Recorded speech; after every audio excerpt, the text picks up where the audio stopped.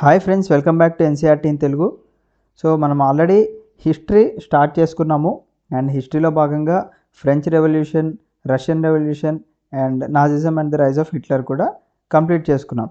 So ఈ 3 chapters వచ్చేసి ఈ 3 యూనిట్స్ వచ్చి మనకి మెయిన్గా సెక్షన్ 1లో కవర్ అవుతున్నాయి. దీని పేరే ఈవెంట్స్ అండ్ ప్రాసెసెస్. అండ్ వీటిలో మళ్ళీ సబ్ యూనిట్స్ ఉన్నాయి, లైక్ ఒక్కొక్క దాంట్లో 5 చాప్టర్స్ లాగా. నెక్స్ట్ వచ్చేసి సెక్షన్ 2 చూసుకుందాము. సెక్షన్ 2 దీని పేరు లైవ్లీహుడ్స్, ఎకానమీస్ అండ్ అలాగే సొసైటీస్.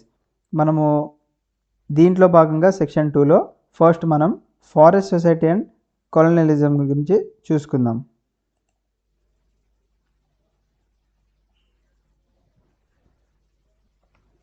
సో ప్రీవియస్ చాప్టర్స్లో మనం ఏం చూసుకున్నామంటే మెయిన్గా పీజెంట్స్ గురించి అండ్ అలాగే ఇండస్ట్రియల్ లేబర్ గురించి ఫోకస్ చేశారు కదా.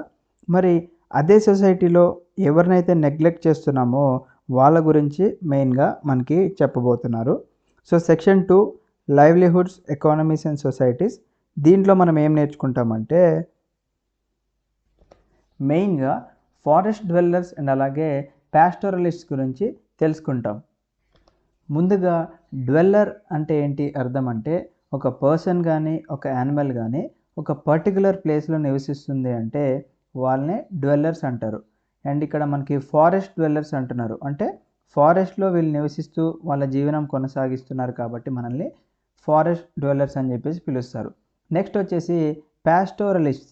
పాస్టోరలిస్ట్స్ అంటే జనరల్గా ఎవరైతే మన గొర్రెలు కాస్తూ ఉంటారో లేకపోతే మేకల్ని కానీ ఆవుల్ని, గేదెల్ని ఈ కాసుకునే వాళ్ళని జనరల్గా పాస్టోరలిస్ట్స్ అంటారు. అండ్ వీళ్ళని జనరల్గా నోమాడ్స్ అని కూడా పిలుస్తూ ఉంటారు, ఎందుకంటే వీళ్ళు ఒక ప్రదేశానికి వచ్చి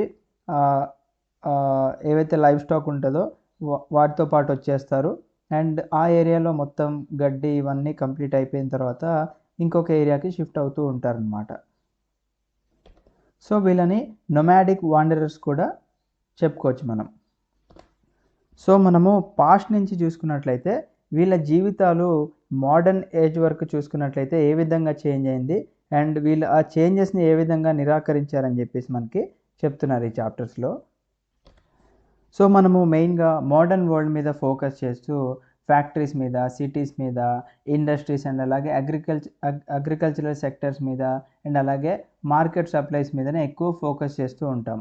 బట్ వీటితో పాటుగా మనకి వేరే ఎకానమీస్ కూడా ఉన్నాయి, వేరే కమ్యూనిటీస్ ఉన్నాయి అండ్ అలాగే వేరే జనాలు కూడా ఉన్నారు, వాళ్ళని మనం ఎప్పుడూ నెగ్లెక్ట్ చేస్తూ ఉంటాము. సో వాళ్ళ గురించి కూడా పట్టించుకోవాలి అని చెప్పేసి మెయిన్గా ఈ చాప్టర్ యొక్క ఉద్దేశం. సో మనము మోడర్న్ ఐస్తో మనం చూసినట్లయితే మనకి పాస్టోరలిస్ట్ కానీ ఫారెస్ట్ డ్వెల్లర్స్ అండ్ అలాగే షిఫ్టింగ్ కల్టివేటర్స్, ఫుడ్ గ్యాదరర్స్ వీళ్ళ గురించి మనము ఓన్లీ పాస్ట్లోనే ఉన్నారు, ఇప్పుడు ప్రజెంట్ లేరు అని చెప్పేసి అందరూ అనుకుంటూ ఉంటారు. బట్ ఇప్పటికి కూడా వీళ్ళందరూ ఉన్నారు అని చెప్పేసి చెప్తున్నారు. అందుకే అంటున్నారు చూడండి, it is as if their lives are not important when we study the emergence of the contemporary world. అంటే కాంటెంపరీ వరల్డ్ చదివేటప్పుడు వీళ్ళ లైఫ్స్ మనకి ఇంపార్టెంట్ కాదు అనే పాయింట్ ఆఫ్ వ్యూలో మనం చదువుతూ ఉంటాం. బట్ వాళ్ళ గురించి కూడా చదవాలి మనము, అందుకనే ఈ చాప్టర్ వీళ్ళు ఇంట్రడ్యూస్ చేయడం జరిగింది. సో ఈ సెక్షన్ 2లో మనము వాళ్ళ జీవితాలు ఏ విధంగా ఉన్నాయి అండ్ అలాగే వాళ్ళ లైఫ్ని వాళ్ళు ఏ విధంగా ఆర్గనైజ్ చేసుకున్నారు ఈ ప్రజెంట్ వరల్డ్ అండ్ అలాగే వాళ్ళ ఎకానమీస్ ఏ విధంగా ఉన్నాయని చెప్పేసి తెలుసుకుంటాము. అండ్ అలాగే మనకి మోడర్న్ వరల్డ్లో ఇప్పుడు చూసుకున్నట్లయితే వీళ్ళ యొక్క కమ్యూనిటీస్ కూడా మనకి చాలా ఇంపార్టెంట్. ఎందుకు అంటే మోడర్న్ వరల్డ్లో వీళ్ళు కూడా ఒక పార్ట్ కాబట్టి. సో దీంట్లో మనకి చాప్టర్ 4 ఉంది అండ్ అలాగే చాప్టర్ 5 కూడా ఉంది. చాప్టర్ 4లో మనం ఏం నేర్చుకుంటామంటే మనల్ని ఫారెస్ట్లోకి తీసుకొని వెళ్తారు, అంటే ఫారెస్ట్లో జీవనం ఏ విధంగా ఉంటుంది, ఫారెస్ట్లో ఏమేమి కమ్యూనిటీస్ నివసిస్తూ ఉంటారు అండ్ వాళ్ళు చేసే యాక్టివిటీస్ ఏంటి అని చెప్పేసి చెప్తారు.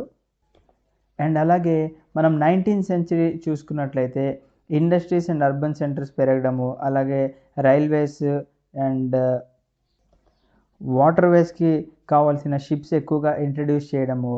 సో వీటి వల్ల ఫారెస్ట్ యొక్క డిమాండ్, అంటే మెయిన్గా ఫారెస్ట్లో యొక్క టింబర్, అంటే ఫారెస్ట్లో ఉన్న చెక్కలు ఎంత రోల్ ప్లే చేశాయి అండ్ అలాగే ఫారెస్ట్ ప్రొడక్ట్స్ కూడా మన 19th సెంచరీ నుంచి ఏ విధంగా వీళ్ళ లైఫ్స్కి ఇంపాక్ట్ చేశాయని చెప్పేసి చెప్తున్నారు ఈ చాప్టర్లో. చాప్టర్ 4లో డిస్కస్ చేద్దాం అది. అండ్ జనాలు పెరిగే కొద్దీ అవసరాలు పెరుగుతూ ఉంటాయి. అవసరాలు పెరుగుతున్నట్లయితే కొత్త కొత్త డిమాండ్స్ వస్తూ ఉంటాయి. సో దానివల్ల కొత్త కొత్త రూల్స్ అనేది ఇంట్రడ్యూస్ చేయడం జరుగుతుంది. అండ్ అలాగే ఫారెస్ట్ని కూడా దానికి తగ్గట్టుగా ఆర్గనైజ్ చేస్తూ ఉంటారు. సో మనము కలోనియల్ రూల్ దగ్గర నుంచి చూసుకున్నట్లయితే మనకి కలోనియల్ కంట్రోల్ అనేది ఎలా ఉంది అంటే ఫారెస్ట్ మీద వాళ్ళ కంట్రోల్ ఎలా ఉంది, ఫారెస్ట్ ఏరియాస్ వాళ్ళు ఏ విధంగా మ్యాపింగ్ చేశారు, ట్రీస్ని ఏ విధంగా క్లాసిఫై చేయడం జరిగింది, అండ్ ఏమేం ప్లాంటేషన్స్ వాళ్ళకి ఇంపార్టెంట్ అనుకున్నవి డెవలప్ చేశారు అని చెప్పేసి మనం చూసుకున్నట్లయితే వీటి వల్ల మెయిన్గా అంటే ఈ డెవలప్మెంట్స్ వల్ల మెయిన్గా ఎవరి లైఫ్ ఎఫెక్ట్ అయినాయి అంటే local communities who used forest resources అంటే మెయిన్గా ఫారెస్ట్ డ్వెల్లర్స్ అండ్ పాస్టోరలిస్ట్ ఎవరైతే ఉన్నారో వీళ్ళ యొక్క కమ్యూనిటీస్ మీద ఇంపాక్ట్ అనేది జరిగింది. సో వీళ్ళ యొక్క లైఫ్ స్టైల్ చేంజ్ చేసుకునే టైం వచ్చిందనమాట. అందుకే సో ఇప్పుడు ఒక గ్రూప్ ఆఫ్ పర్సన్స్ ఉన్నారు, వాళ్ళు డైలీ ఒక విధంగా వాళ్ళ జీవనం కొనసాగిస్తున్నారు. సడన్గా మీరు మీ లైఫ్ స్టైల్ చేంజ్ చేసుకోండి అంటే ఎవరికైనా కష్టంగానే ఉంటుంది. బట్ కొలోనియల్ రూల్లో మీకు ఇలా చేంజ్ చేసుకోండి అని బతిమలాడడం ఏముండదు. ఎందుకంటే వీళ్ళని ఫోర్స్ చేశారనమాట. మీ కొత్త సిస్టమ్కి తగ్గట్టుగా మీరు కూడా డెవలప్ అవ్వాలి అండ్ మీరు కూడా మీ జీవితాన్ని రీఆర్గనైజ్ చేసుకోవాలని చెప్పేసి ఫోర్స్ చేయడం జరిగింది. బట్ కొంతమంది దీనికి అగెన్స్ట్గా పోరాడడం జరిగింది. అండ్ పోరాడి చివరిగా ఏం చేశారు అంటే they persuaded the state to change its policies అంటే మొత్తానికి వీళ్ళ యొక్క పాలసీస్కి అంటే ఈ కమ్యూనిటీస్ యొక్క పాలసీస్కి తగ్గట్టుగా మేము మాలాగే ఉంటామని చెప్పేసి ఒప్పించడం జరిగింది. So the chapter will give you an idea of the history of such developments in India and Indonesia. మెయిన్గా ఇండియాలో అండ్ ఇండోనేషియాలో జరిగిన ఇలాంటి సిచ్యువేషన్స్ గురించి మనకి చాప్టర్ 4లో డిస్కస్ చేస్తారు. And chapter 5 will track the movements of the pastoralist in the mountains and deserts. మెయిన్గా మనకి పాస్టరలిస్ట్స్ ఎవరైతే ఉన్నారో వాళ్ళ యొక్క మూమెంట్స్ ఏ విధంగా ఉన్నాయి, మౌంటైన్ ఏరియాస్లో ఏ విధంగా ఉన్నారు, డెజర్ట్ ఏరియాస్లో ఏ విధంగా ఉన్నారు, అండ్ ప్లెయిన్ ఏరియాస్లో ఎలా ఉన్నారు, ప్లాట్యూస్లో ఎలా ఉన్నారు అని చెప్పేసి డిస్కస్ చేస్తారు. మెయిన్గా ఇండియా అండ్ ఆఫ్రికాలో జనాలు ఏ విధంగా ఉన్నారని మనకి చెప్తారు. సో ఈ కమ్యూనిటీస్ అనేవి మనకి మన పాపులేషన్లో కూడా వీళ్ళు కూడా భాగం కాబట్టి వీళ్ళు ఏం చెప్తున్నారు, pastoral communities in both these areas form an important segment of the population. But మనం ఏం చేస్తాము, వాళ్ళ లైఫ్ గురించి మనం అసలు చదవం. And their histories do not enter the pages of text books.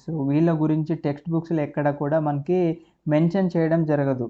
But ఎన్సీఆర్టీస్లో మనకి వాళ్ళ గురించి చెప్తున్నారు. So chapter 5 will show how their lives were affected by the controls established over the forest, the expansion of agriculture and the decline of grazing fields. So India and ఆఫ్రికాలో ఫారెస్ట్ని ఏ విధంగా control చేశారు and అలాగే agriculture expansion కానీ grazing fields decline అవ్వడం వల్ల వీళ్ళ lifes ఏ విధంగా impact అయినాయి అని చెప్పేసి మనం చాప్టర్ 5లో చదువుతాం. అండ్ దానికి తగ్గట్టుగా ఆ సిచ్యువేషన్ తగ్గట్టుగా వాళ్ళ యొక్క మూమెంట్స్ ఏ విధంగా ఉన్నాయి అండ్ కమ్యూనిటీస్ మధ్యలో వాళ్ళ రిలేషన్షిప్ ఏ విధంగా ఉంది అండ్ అలాగే ఈ చేంజింగ్ సిచ్యువేషన్స్కి వాళ్ళు ఏ విధంగా మౌల్డ్ అయ్యారని చెప్పేసి కూడా చదువుతాం. So we cannot understand the making of the contemporary world unless we begin to see the changes in the lives of diverse communities and people. అంటే ఇప్పుడు ఈ టెక్స్ట్ బుక్ పేరు ఏంటండి, మనకి India and the contemporary world కదా. So ఈ contemporary world మనం అర్థం చేసుకోవాలి అంటే మనకి మెయిన్గా ఏం తెలియాలి, ప్రతి ఒక్క కమ్యూనిటీ గురించి ప్రతి ఒక్క ప్రజలు ఏ విధంగా ఉన్నారు అని తెలిసినట్లయితేనే మనకి సిచ్యువేషన్ అనేది కంప్లీట్గా అర్థమవుతుంది అని చెప్పేసి అంటున్నారు. అండ్ ఇంకా ఏం చెప్తున్నారు, we also cannot understand the problems of modernization unless we look at its impact on the environment అంటున్నారు. అంటే ఇప్పుడు మనకి మోడర్నైజేషన్ గురించి చూస్తున్నాం, అంటే మన లైఫ్స్ ఏ విధంగా చేంజ్ అవుతున్నాయి అంటే మన చుట్టుపక్కల రూరల్ ఏరియాస్ అంటే డిఫారెస్టేషన్ చేసి మనకి సిటీస్ ఏ విధంగా పెరుగుతున్నాయి, టౌన్స్ ఏ విధంగా డెవలప్ అవుతున్నాయి, వీటి వల్ల మనం హ్యూమన్స్ చేసే మిస్టేక్స్ వల్ల మన ఎన్వైర్న్మెంట్ ఏ విధంగా డిగ్రేడ్ అవుతుంది, ఇవన్నీ కూడా మనము తెలుసుకోవాల్సిన అవసరం ఎంతైనా ఉంది. సో మనము ఇది ఇంట్రడక్షన్, అంటే ఈ చాప్టర్లో ఏమేమి చెప్తున్నారని చెప్పేసి ఇంట్రడక్షన్. మనము నెక్స్ట్ చాప్టర్లో మనము ఫారెస్ట్ సొసైటీ అండ్ కొలోనియలిజం గురించి తెలుసుకుందాం.